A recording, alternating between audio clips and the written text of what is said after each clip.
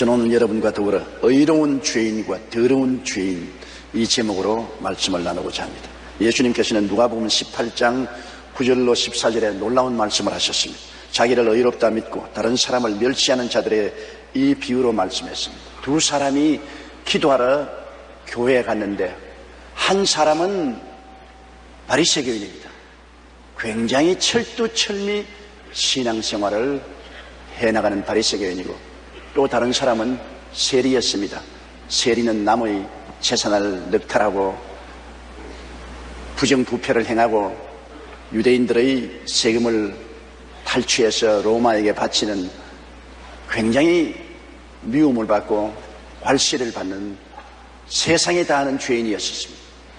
그런데 이 바리새인은 자기를 의롭다 하고 남을 물시했습니다. 자기의 공적을 자랑했습니다. 누가복음 18장 12절에 나는 일에 2번씩 금식하고 또 소득의 11조를 드리나이다. 굉장한 분입니다. 일주일에 2번 금식한다는 것은 쉬운 일이 아니죠.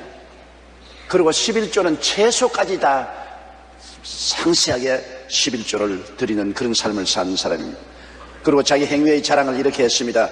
바리새인은 서서 따로 기도하여 가로되 하나님이여, 나는 다른 사람들과 즉 토색하고 불의하고 간음하는 자들과 같지 아니하고 이 세리와도 같지 아니함을 감사나이다. 그는 윤리와 도덕적으로도 탁월한 삶을 살았습니다. 스스로 자랑스럽게 말했습니다. 하나님 앞에서 나는 토색도 아니하고 불의도 아니하고 간음도 하지 않습니다. 저기 있는 저 세리와 같은 삶도 살지 않으니 감사하다고 말했습니다. 그러나 그 모든 기도 속에는 교만과 자기의 우상화, 이것이 들어있었습니다. 하나님은 교만과 자기의 우상화를 가장 미워합니다. 이 바리새 교인은 외면적으로 볼 때 굉장한 의인이었지만 하나님 보실 때는 아주 더러운 죄인이었습니다. 그렇기 때문에 의로운 죄인입니다. 성경에는 물은 마음이 교만한 자를 야훼께서 미워하시나니 사람의 행위가 자기 보기에는 모두 깨끗하여도 야훼는 심령을 감찰하신다고 말씀한 것입니다. 그러나 세리는 자태가 공연한 죄인이거든요. 세리는 멀리 있어서 감히 눈을 들어 하늘을 우러러보지도 못하고 다만 가슴을 치며 가로되 하나님이여 불쌍히 여기시옵소서, 나는 죄인이로소이다 하였느니라. 자기의 공적도 없고 자기 행위는 죄인임을 하나님 앞에 솔직하게 고백했습니다. 자기를 낮추고 자기를 깨뜨리고 하나님의 긍휼만을 바라는 이 사람은 더러운 죄인입니다. 바리새 교인은 자기를 의롭다고 생각했기 때문에 의로운 죄인이고, 세리는 자기를 공개적으로 죄인으로 고백했기 때문에 더러운 죄인입니다. 의로운 죄인과 더러운 죄인 두 사람이 하나님 앞에 선 것입니다. 자기 교만, 자기 우상화한 의로운 죄인보다 낮아지고 자기가 죄인임을 고백하고 깨어져 하나님의 용서를 구한 더러운 죄인이 하나님 앞에 의롭다함을 입고 나간 것입니다. 주님께서 그렇게 말씀하셨습니다. 두 사람이 다 기도하고 교회에서 나갔는데 자기를 의롭다고 하는 의로운 죄인보다도 자기의 가슴을 치고 죄인임을 고백한 더러운 죄인인 세리가 하나님 앞에 의롭다함을 입고 나갔다고 말한 것입니다. 우리 하나님께서는 가장 미워하는 것이 의로운 죄인입니다. 자기 공적을 내세우고 자기 자랑하고 자기 우상화하고 자기 교만한 이 정신적인 영적인 죄악을 하나님은 굉장히 미워하십니다. 겉으로 보기에는 아주 좋은 사람 같고 의로운 사람 같지만 영적인 교만을 주님은 굉장히 미워하시는 것입니다. 우리가 성경에 보면 탕자 이야기가 있습니다. 한 사람이 두 아들을 길렀는데 그 둘째 아들이 아버지로부터 독립하여 스스로 삶의 주인이 되기를 원했습니다. 무엇 때문에 아버님이 주인이시고 우리는 그 밑에서 종처럼 살 필요가 있겠는가? 아버님을 섬기고 아버지 뜻대로 살 이유가 없다. 나도 주인으로서 스스로 독립하여 살아야 되겠다. 그래서 아버지에게 밤낮으로 자기의 상속을 달라고 간청을 했습니다. 누가복음 15장 11절로 12절에 어떤 사람이 두 아들이 있는데 그 둘째가 아비에게 말하되 아버지의 재산 중에서 내게 돌아올 분깃을 내게 주소서 하는지라 아비가 그 살림을 각각 나누어 주었다고 말한 것입니다. 이 사람은 아버지가 주인 되기를 원치 않았습니다. 아버지의 권위를 원치 않았습니다. 아버지 그림자가 비치는 것을 원치 않았기 때문에 나누어준 재산을 다 정리해서 자기 포켓에 넣고 아버지가 영향력을 미치지 못하는 먼 나라로 가버렸습니다. 그래서 먼 나라에서 허랑방탕했습니다. 돈이 있으니까 친구들도 많고 여자들도 많이 딸랐습니다. 주지육림 속에서 허랑방탕하게 살았습니다. 사람이 허랑방탕하고 기근에 처하지 않을 사람이 있겠어요? 자원이란 끝없이 있는 것이 아닙니다. 자원을 낭비하면 결국에는 기근이 다가오는 것입니다. 우리 인생들도 지구에서 자원을 낭비하고 있습니다. 오늘 물의 자원, 공기의 자원, 자연 자원을 낭비하고 너무나 허랑방탕하게 우리 인생들이 살고 있기 때문에 얼마 있지 않아요 지구 자원이 고갈되는 기근에 처할 위험이 우리에게 있습니다. 반드시 다가올 것입니다. 반드시 물이 부족하게 되고 대기가 오염되고 물자가 부족해지고 어려움에 처합니다. 벌써 석유 자원이 고갈되어서 석유값이 천정모르게 뛰어오르고 있지 않습니까? 허랑방탕의 뒤에는 반드시 기근이 다가오게 되는 것입니다. 이 청년은 기근이 다가와서 호구지책이 어려워졌습니다. 밥 먹기가 어려워지니까 자기를 따르던 친구들 다 도망치고 자기를 우상화하던 여자들도 다 떠나가고 말한 것입니다. 그는 먹고 살기 위해서 도시 사람에게 직장을 구하다가 구한 직장이 농촌에 가서 돼지를 치는 일꾼이 되는 것이었습니다. 유대인들에게는 돼지 치는 일꾼은 가장 저급한 노동인 것입니다. 천한 노동인 것입니다. 그러나 먹고 살기 위해서는 별 도리가 없지요. 무능력한 독립과 주인됨의 비극인 것입니다. 아버지는 주인이 되어도 당당한 능력과 권세가 있지만은 이 사람은 권세와 능력도 없으면서 스스로 주인 되려고 한 결과로 비극에 처하게 된 것입니다. 그러나 그가 하루는 가만히 생각했습니다. 나는 비록 아버지를 배반하고 먼 나라에 와서 허랑방탕하고 음란하고 방탕에 지나여 죽게 되었으나 우리 아버지 집에는 먹을 것이 풍족한 품꾼들이 얼마나 많은고 나는 여기서 줄여 죽는데 내가 돌아가서 아버지께 회개하고 하늘과 아버지께 죄를 지었사오니 아들이라 일컬음을 받지 못하겠습니다. 나를 품꾼의 하나로 보소서. 품꾼으로 고용되더라도 먹고는 살아야 되지 않겠냐. 그가 고통의 극한에 처할 때 자기 정신이 드는 것입니다. 사람들은 그래요. 등 따쓰고 배부를 때는 자기 정신이 안 들지만은 고통스럽고 괴로우면 자기 처지를 생각하게 되고 정신이 들게 되고 정상적으로 생각하게 되는 것입니다. 그래서 이 탕자는 회개하고 귀향길에 올랐습니다. 깨어지고 항복하고 전적으로 아버지의 다스림에 의지하기로 작정한 것입니다. 누가복음 15장 18절로 19절에 내가 일어나 아버지께 가서 이르기를 아버지여 내가 하늘과 아버지께 죄를 얻었사오니 지금부터는 아버지의 아들이라 일컬음을 감당치 못하겠나이다. 나를 품꾼의 하나로 보소서. 사람이 낮아지면 살 길이 보이는 것입니다. 교만하고 오만해서 당당하여 나도 아버지처럼 주인 되겠다고 할 때는 아무런 지혜와 총명이 없었어요. 그는 아버지를 멀리 떠나 허랑방탕하다가 이제는 굶어 죽게 되니까 정신이 번쩍 들어 정상적인 생각을 하게 되는 것입니다. 70년대 한 인기 가수가 대마초를 피우다가 걸려서 감옥에 들어가게 되었습니다. 그는 감옥에서 3개월 동안 복역했는데 그곳에서 한 사형수의 전도를 받았습니다. 이 사형수가 어찌나 진지하게 복음을 전하였던지 그 태도에 감동을 받아 그는 예수님을 영접했습니다. 얼마 후 그가 형기를 마치고 출소하게 되자 사형수는 그에게 다가와 이렇게 말했습니다. 밖에 나가면 내가 세상에서 예수님을 위해 못다한 목까지 일해주세요. 이 가수는 대마초 사건으로 감옥에 들어가기 전까지는 스스로를 아주 착한 사람으로 생각했습니다. 나만 침 착한 사람 나오라 해라. 그런 소리를 했습니다. 그러나 사형수를 만나 전도를 받고 복음을 들으면서 점차 자신이 얼마나 추악한 죄인인 것을 깨달았습니다. 자신에 대해 절망한 후에야 비로소 하나님께 돌아왔던 것입니다. 그 후 그는 신학을 공부해서 현재 미국에서 목회를 하고 있습니다. 여러분, 왜 사형수가 구원받기 쉬운지 아십니까? 사형수는 사형 은도를 받고 난 다음 자신에 대해서 절망했을 때 소망의 원한 되시는 하나님을 찾게 되는 것입니다. 왜 감옥에 들어가면 밖에 있을 때보다 예수 믿기가 쉬운지 아십니까? 감방에 갇혀 있다 보면 자신에 대해 절망한 가능성이 많기 때문인 것입니다.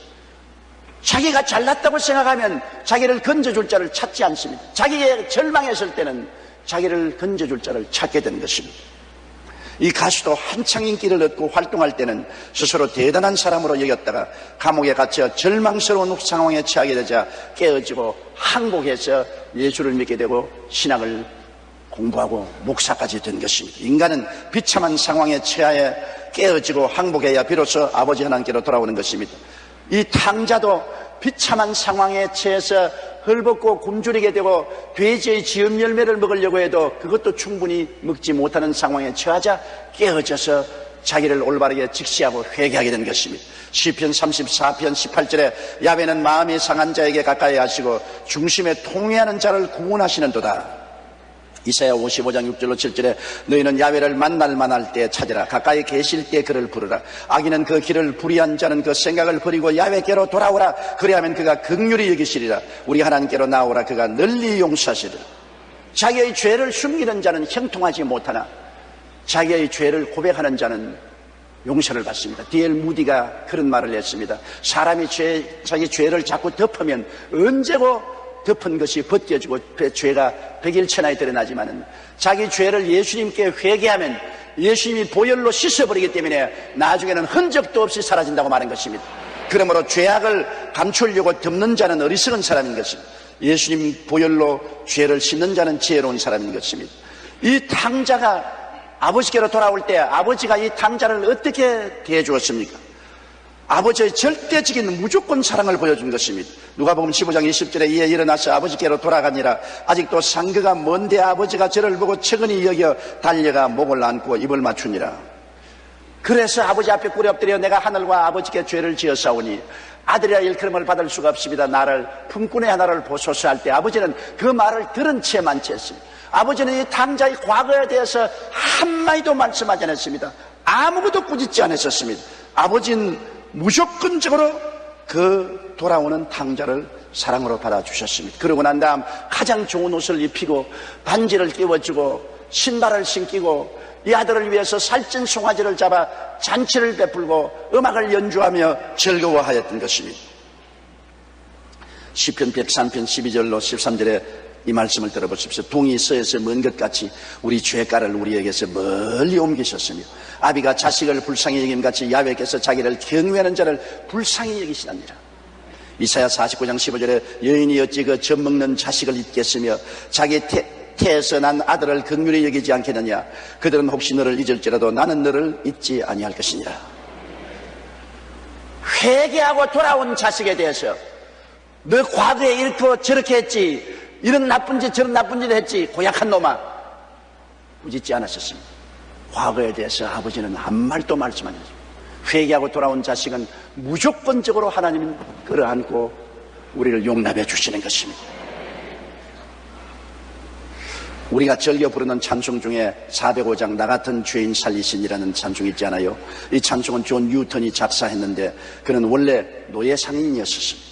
그의 어머니는 신앙이 좋아서 하나님을 잘 섬기며 아들을 위해서 주야로 기도했지만 정작 그는 하나님을 믿지 않았습니다. 오히려 아프리카에서 노예를 잡아다가 배에 싣고 오면서 상어밥으로 던지기도 하고 산 노예를 던지면 상어가 그대로 삼키는 것을 보고 비명소리를 들으면서 그는 기뻐했었습니다. 그 모습을 보고 즐거워하는 아주 잔인한 사람이었습니다. 그런데 하루는 배가 거대한 풍랑을 만나 파선 지경에 이르렀습니다. 살 가망이 없었습니다. 아주 생명의 위기에 처하게 되니까 자기 본심으로 돌아오게 된 것입니다. 고난이 사람으로 하여금 본심으로 돌아오게 만들어주는 것입니다. 존 뉴턴은 이때 어머니가 믿었던 하나님이 생각나서 이렇게 기도했습니다. 하나님이여, 내 어머니가 섬기던 하나님이여, 내 어머니가 진실하게 하나님을 섬기고 기도했지 않습니까? 내 어머니의 기도를 들으시고 나를 살려주십시오. 내가 이 위기에서 벗어나면 이제 하나님을 섬기겠습니다. 그러자 기도를 들으신 하나님께서 파도를 멈추어 주셔서 배가 파선을 면하고 불란서의 한 해안에 도착했습니다. 그는 자신을 가장 무지하고 가장 비천하고 가장 무참히 버려진 노예 중에 하나라고 말했습니다. 그러고는 회개하고 그 길로부터 맨발 벗고 다니면서 복음을 전파했습니다. 과거를 묻지도 꾸짖지도 아니하시는 하나님의 절대적이고 무조건적인 사랑에 감사하여 그는 찬송을 지었습니다. 그것이 바로 나 같은 죄인 살리신 주은의 놀라와 잃었던 생명 찾았고 광명을 얻었네. 이제껏 내가 산 것도 주님의 은혜라. 또 나를 장차 본향에 인도해 주시리. 하나님의 사랑은 그 어떤 사람도 용서하고 품어주시는 것입니다. 회개하고 돌아오는 사람에게 과거를 주님께서 덜추어내서 꾸짖지 아니하시는 것입니다. 하나님은 무조건 씻어버리는 것입니다. 용서해 주시고 품에 품어주시는 것입니다. 주님께서는 이 돌아온 탕자를 마음에 품어서 사랑해 주시고 그를 위해서 기뻐 잔치까지 베풀어 준 것입니다. 똑같은 아들 중에 첫째 아들을 보십시다. 둘째 아들은 더러운 죄인입니다. 그러나 첫째 아들은 어떤 분입니까? 그는 의로운 죄인입니다. 왜 의로운가? 누가복음 15장 25절에 보면 맏아들은 밭에 있다가 돌아왔댔습니다. 둘째 아들이 방탕할 동안에 맏아들은 아버지의 밭에서 열심히 일한 착실한 사람이었습니다. 29절 상반절에 보면 내가 여러 해 아버지를 섬겨 명을 어김이 없다고 말했습니다. 아버지를 떠나지도 아니하고 아버지의 명령을 충실히 순종하고 방탕하지도 아니하고 바르게 살았으므로 의로운 사람 아닙니까?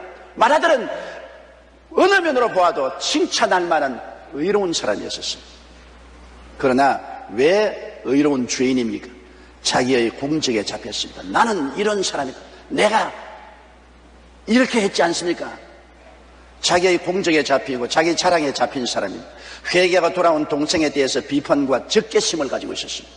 누가복음 15장 28절에 저가 노아에 들어가기를 절개 아니하거늘 30절에 아버지의 살림을 창기와 함께 먹어버린 이 아들이 돌아오며 이를 위하여 살찐 송아지를 잡으셨나이다고 아버지께 어마어마한 항의를 했습니다. 그는 열심히 일하고 아버지 명령을 순종하고 착하게 살았지만은 그 마음 속에는 자기 자랑, 자기 교만, 동생에 대한 적개심, 아버지에 대한 반항심이 꽉 들어차 있었습니다. 로마서 3장 20절에 그러므로 율법의 행위로 그의 앞에 의롭다 하심을 얻을 육체가 없다고 말한 것입니다. 율법의 행위를 자랑을 하면 그 율법 행위로 심판을 받기 때문에 아버지 앞에 설 사람이 없습니다. 이사야 64장 6절에 대저 우리는 다 부정한 자 같다. 우리의 의는 다 더러운 옷 같으며 우리는 다 쇠폐함의 잎사귀 같으므로 우리의 죄악이 바람같이 우리를 몰아가나이. 내가 의롭다고 자랑하지만은 하나님이 볼 때는 더러운 옷 같고 다 쇠폐한 나무 잎사귀 같다고 말하는 거죠. 하나님 나는 의로운 사람입니다. 어디 보자. 얼마나 의로운지 한번 보자. 야 임마 썩은 냄새가 나는구나. 쇠폐한 나무 잎사귀 같은 놈이 무슨 잔소리냐. 하나님 앞에 스스로 의롭다고 자랑할 사람이 아무도 없는 것입니다. 이 맏아들은 아버지에 대한 원망과 반항을 가지고 있었습니다. 누가복음 15장 29절에 내게는 염소 새끼라도 주어 나와 내 벗으로 즐기게 하신 일이 없더니 허랑방탕하고 창기와 아버지 재산을 다 먹고 온 이놈을 위해서는 살찐 송아지를 잡으셨다고 아버지에 대한 반항심이 있었습니다. 그동안의 예외적인 행위를 볼 때는 참으로 착하고 순종하고 좋은 아들 같았는데 마음에 아버지에 대한 원망과 적개심, 동생에 대한 분노와 적개심이 꽉 들어차 그는 영적으로 정신적으로 탕자였습니다. 영적으로 정신적으로 죄인이었습니다. 맏아들은 공개된 더러운 죄인이고 둘째 아들은요, 맏아들은 의로운 죄인이었습니다. 그래서 이 농부가 데리고 있는 두 아들이 모두 다 죄인입니다. 둘째 놈은 더러운 죄인이고 맏아들은 의로운 죄인입니다. 그런데 이 더러운 죄인과 의로운 죄인 둘 중에 누구를 아버지가 더 사랑하겠습니까? 더러운 죄인은 아예 백일천하의 더러운 죄인이요 나는 자격이 없으니 품꾼의 하나로 봐달라고 깨어져서 무릎을 꿇었고 의로운 죄인인 맏아들은 나는 의롭고 나는 충성했고 나는 아버지를 잘 섬기는데 날 좀 보소. 나는 어떠한 사람입니까? 그러나 속으로는 아버지에게 대해서 분노하고 반항하고 동생에 대해서는 적개심을 품고 미워했었습니다. 의로운 죄인이었습니다. 결국 아버지는 깨어져 회개하고 아버지 뜻대로 살겠다고 돌아온 더러운 죄인을 자기 자랑과 공적의 자부심을 갖고 동생에 대한 비평과 적개심을 가지며 아버지를 원망하고 반항한 첫째 아들보다 사랑해서 그를 위해서 잔치를 베풀어 주었던 것입니다. 내가 의롭다고 자랑하고 스스로 남을 비평하고 판단하는 사람은 자기도 하나님 앞에는 죄인입니다. 이름을 좀 잘 붙여준다면 의로운 죄인이죠. 그러나 백일천하에 죄를 짓고 회개하고 깨어지고 돌아온 더러운 죄인을 하나님은 더 사랑하여 주시는 것입니다. 20세기 위대한 신학자 가운데 한 사람인 칼 바르트는 이제까지 깨달은 가장 위대한 신학의 진수가 무엇입니까? 하는 질문을 받았을 때 이렇게 대답했습니다. 예수님이 사랑한다는 성경 말씀이 신학의 가장 근본적인 진수라고 말한 것입니다. 바르트는 그 어떤 위대한 지식보다 성경을 통해 깨달은 하나님의 절대적이고 무조건적인 사랑을 말한 것입니다. 이 세상에서 발견할 수 있는 최고의 진리는 우리를 사랑하시는 하나님이 계신다는 것입니다. 하나님께서 말씀하신 내가 자비를 원하고 제사를 원치 아니한다. 자비라는 것은 불쌍히 여기는 마음, 사랑을 원하고 제사는 율법인 것입니다. 율법을 원하지 아니한다. 우리 하나님은 우리가 율법주의적인 안경을 쓰고 이웃의 옷을 베끼고 핥히고 먹칠을 하고 짓밟는 그러한 삶을 원치 않습니다. 하나님은 입혀주고 치료해주고 씻어주고 추스려주는 사랑의 행위를 좋아하시는 것입니다. 그렇기 때문에 하나님은 의로운 죄인보다도 더러운 죄인을 사랑하시는 것입니다. 똑같이 하나님을 믿고 교회당에 나와서 기도하는데 세리는 더러운 죄인입니다. 가슴을 치고 하나님 앞에 회개하고 용서해달라고 하는 더러운 죄인은 하나님이 용서해 주시고 의롭게 해서 내보내 주시고, 의로운 죄인인 바리새 교인은 나는 일주일에 2번 금식하고 11조 다 드리고 나는 음란도 안 하고 간음도 안 하고 방탕도 아니하고 토색도 아니합니다. 날 좀 보수하는 자기 자랑하고 오만하고 자기 우상화한 의로운 죄인은 의롭다 하지 않고 하나님이 그대로 내보내버린 것입니다. 그 두 사람이 다 하나님의 성전에 와서 기도드린 성도였습니다. 안 믿는 죄인 아닙니다. 다 같이 주여 주여 이름을 부르지만은 정신적인 죄를 하나님은 육체적인 죄보다도 더 무섭게 처리하는 것입니다. 내적으로 교만하고 오만하고 자기 자랑하고 이웃을 비평하고 판단한 그 죄를 백일천하에 드러난 죄를 짓고 회개하는 그 죄보다 더 미워하시는 것입니다. 우리는 하나님 앞에 어떻게 살아야 될 것입니까? 우리는 우리가 스스로 의롭다고 업적과 공적이 있다고 자기를 내세우면 절대로 안 됩니다. 그렇게 하면 첫째 아들처럼 의로운 죄인이 되어 하나님께 외면을 당해버리고 마는 것입니다. 둘째 아들 위해서 잔치를 베풀어 하는데 말하더라도 안 들어오지 않아요. 아버지와 사람들이 모여 너무 기뻐하고 둘째 아들이 성하게 돌아온 것을 즐거워하는 그 잔치상에 의로운 죄인은 안 들어왔습니다. 나 같은 의로운 사람이 저 더러운 놈들 모여서 잔치 안에 내가 들어가겠냐? 안 들어갔습니다. 우리 자신이 더러운 죄인임을 고백하고 자기를 완전히 깨뜨리고 하나님께 전적으로 항구하고 나오면 하나님이 품에 품어주시는 것입니다. 교만하면 버림당합니다. 자기를 바라보는 눈을 돌이켜 하나님만 바라보아야 되는 것입니다. 이러한 우화를 읽어보고 제가 웃었습니다. 어느 연못에 개구리들이 살고 있었는데 그들은 늘 하늘을 마음껏 날아다니는 황새를 부려보았습니다. 그런데 하루는 그 중에 좀 똑똑한 개구리 한 마리가 기가 막힌 아이디어를 생각해냈습니다. 황새를 이용해서 하늘을 한번 날아보자는 것입니다. 그래서 황새를 찾아가서 이렇게 부탁을 했습니다.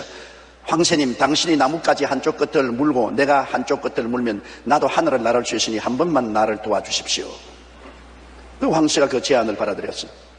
나뭇가지 한쪽 끝은 황새가 물고 한쪽 끝은 개구리가 물어서 황새가 싹 날아오니까 개구리가 나무에 달려서 확 하늘로 올라가서 보니 기분이 보통 좋지 않거든요. 개구리는 꿈만 같았습니다. 그런데 땅에 모여있는 개구리 친구들이 하늘을 쳐다보고 이야 정말 근사하다, 정말 놀랍다, 저런 위대한 아이디어를 누가 내놓았냐. 그 날아가던 개구리가 너무나 자기가 자랑스러워서 내가 그 아이디어를 내놓았다. 입을 벌리자마자 나무에서 떨어져서 땅에서 박살이나 죽어버리고 마는 것입니다. 자기 자랑만 안 했으면 끝까지 나무를 물고 있었으면 한 바퀴 돌고 잘 내려왔을 것인데 밑에 개구리들이 저건 누구 아이디어냐, 와 위대하다니까 자기 자랑하고 싶어가지고서 내 아이디어다. 그만 떨어졌어요. 저는 그 이야기를 읽고 굉장히 마음에 감격을 느꼈습니다. 자랑 한마디가 자기의 운명을 파멸로 이끌어갔다는 것입니다. 아무리 하나님이 높여서 하늘을 날게 해주실지라도 자기 자랑 한마디면 그로부터 파탄에 이르게 되는 것입니다. 우리는 오직 하나님의 은혜로 사는 사람들입니다. 이 사실을 잊고 자기를 자랑하면 결국 개구리처럼 파멸하고 마는 것입니다. 여러분, 요한 1장 8절로 9절에 만일 우리가 죄 없다 하면 스스로 속이고 또 진리가 우리 속에 있지 아니할 것이요 만일 우리가 우리 죄를 자백하면 저는 미쁘시고 이루사 우리 죄를 사하시며 모든 불의에서 깨끗하게 해주신다고 하는 것입니다. 바리새 교인처럼 자기는 죄인 아니라고 할 때 더 큰 죄인이고 세리와 같이 가슴을 치고 죄인이라고 회개할 때 하나님은 깨끗하게 하시고 의롭게 만들어 주시는 거죠.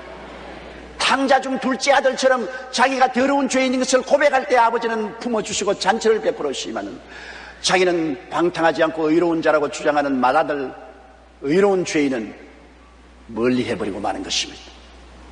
베드로전서 5장 5절로 6절에 하나님이 교만한 자를 대적하시되 겸손한 자들에게는 은혜를 주시느니라. 그러므로 하나님은 능하신 손 아래서 겸손하라. 때가 되면 저희를 높이시리라. 그러므로 우리가 의지할 것은 하나님의 무조건적 사랑입니다. 하나님이 조건부로 사랑을 하면 하나님의 조건에 해당할 수 있는 사람은 아무도 없습니다. 하늘보다 더 높고 더 청명한 하나님 앞에 우리가 무슨 조건으로 설 수 있단 말인 것입니다. 죄악으로 문둥이처럼 더러워지고 부패하고 쇠폐한 나무 잎사귀 같은 우리가 하나님 앞에 무슨 조건으로 설 수 있단 말인 것입니까? 요한복음 3장 16절 말씀처럼 하나님이 세상을 이처럼 사랑하사 독생자를 주셨으니 이는 저를 믿는 자마다 멸망치 않고 영생을 얻게 하려 하십니다. 그게 조건이 없습니다. 믿는 자, 남녀노유 빈부 귀천할 것 없이 믿는 자를 주님이 구원하겠다고 하는 것입니다. 로마서 5장 8절에 우리가 아직 죄인 되었을 때 그리스도께서 우리를 위하여 죽으심으로 하나님께서 우리에 대한 자기의 사랑을 확정하시나니라. 어느 부흥 집회에서 한 흑인이 하나님의 구원하시는 은총에 대해서 간증을 했습니다. 그는 하나님께서 어떻게 자신의 마음을 움직이시고 죄의 굴레와 죄책감에서 해방시켰는가에 대하여 말했습니다. 또한 예수 그리스도께서 베푸르신 은혜에 대해서도 말했습니다. 그러나 자신이 한 행동이나 노력에 대해서는 한마디도 언급하지 않았습니다. 그러자 율법주의적인 사고방식을 가지고 있던 사회자가 그 형제에게 물었습니다. 지금 간증해 주신 형제님께서는 자신이 받은 구원에 대해서 하나님이 맡으신 역할만을 말씀해 주셨습니다. 제 경험에 비추어 보면 하나님께서 구원하시기 전에 인간이 해야 할 노력이 있습니다. 형제님, 당신의 경우는 어떻습니까? 하나님이 구원하시기까지 당신은 어떤 노력을 하셨습니까?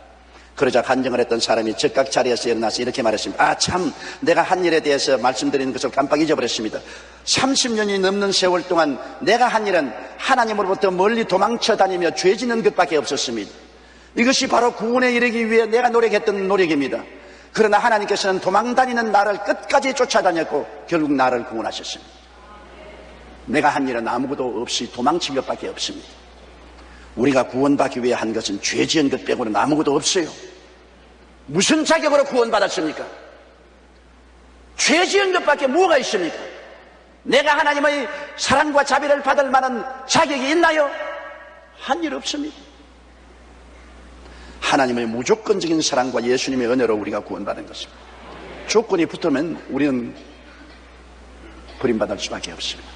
하나님은 회개하고 나오기만 하면 무조건적으로 포용하십니다. 둘째 아들이 하늘과 아버지께 죄를 지어사오니 아들의 일컬음을 받지 못하겠나이다. 나를 품꾼의 하나를 부소서 할 때 아버지는 그 말을 듣지도 아니하고 과거를 묻지도 아니하고 따지도 아니했습니다. 그냥 끌어안고 입 맞추고 좋은 옷을 입혀라, 가락지를 끼워라, 신발을 신겨라, 이 아들은 죽었다가 살아나고 이랬다가 됐으니 잔치를 베풀어라. 조건 없습니다. 회개하지 않고 세상에 사는 사람들이 하나님의 심판을 받았죠. 자기를 의롭다 하고 어시되면서 하나님 앞에 자랑하면 하나님의 율법의 벽에 부딪히죠. 회개하는 자에게는 무조건 하나님의 사랑이 나타나게 되는 것입니다. 회개하고 돌아오는 사람에게는 예수님의 한없으신 은혜를 받게 될 것입니다. 에베소 2장 8절로 9절에 너희가 그 은혜를 인하여 믿음으로 말미암아 구원을 얻나니 이것이 우리에게서 난 것이 아니요 하나님의 선물이라. 행위에서 난 것이 아니 누구든지 자랑치 못하게 하려 함이라. 우리가 잘 아는 성 프란시스코의 일화 중에 이런 이야기가 있습니다. 그의 제자 한 사람이 기도하는 중에 환상으로 천국을 구경했는데 그곳에 크고 작은 보좌들이 쭉 늘어 있는데 그 중에서 유달리 크고 화려한 한 보좌가 눈에 띄었습니다. 그는 천사에게 이 보좌가 누구의 것이냐고 물었습니다. 천사는 세상에서 가장 겸손한 프란시스코의 것이라고 대답했습니다. 제자는 프란시스코가 자기의 스승이지만 너무나 멋진 보좌를 보고 시샘이 났습니다. 그래서 하루는 성 프란시스코가 얼마나 겸손한 사람인지 알아보려고 선생님은 자신을 어떤 사람이라고 생각합니까? 그렇게 물었습니다. 그러자 뜻밖에도 성 프란시스코는 나는 세상에서 가장 악한 사람이었지, 가장 큰 죄인이야 라고 대답했습니다. 뭐라고요? 선생님, 그것은 위선이요 거짓입니다. 세상에 얼마나 나쁜 사람이 많이 있는데 선생님께서 가장 큰 죄인이라고 말하십니까? 그것은 거짓말입니다. 그러자 성 프란시스코는 정색을 하고 다시 이렇게 말했습니다. 자네가 나를 잘 몰라서 그러네. 나는 참으로 큰 죄인이야. 만일 하나님께서 내게 베푸신 그 큰 은혜를 다른 사람에게 베푸셨다면 그들은 나보다 훨씬 훌륭한 사람들이 되었을 것일지. 오늘의 내가 있는 것은 오직 하나님의 은혜이지. 프란시스코는 철저히 자신을 하나님 앞에 낮추고 살았습니다. 그 결과 하나님께서 그를 기독교 역사상 손꼽히는 성자로 만들어주신 것입니다. 우리가 스스로 죄인임을 고백하고 자기를 완전히 깨뜨리고 하나님 앞에 항복하고 나아가면 하나님께서 우리를 거룩하고 의롭고 사랑받는 자녀로 만들어주시는 것입니다. 그리고 성령님의 거룩히 하는 역사밖에 없습니다. 우리 힘으로 거룩하게 되나요?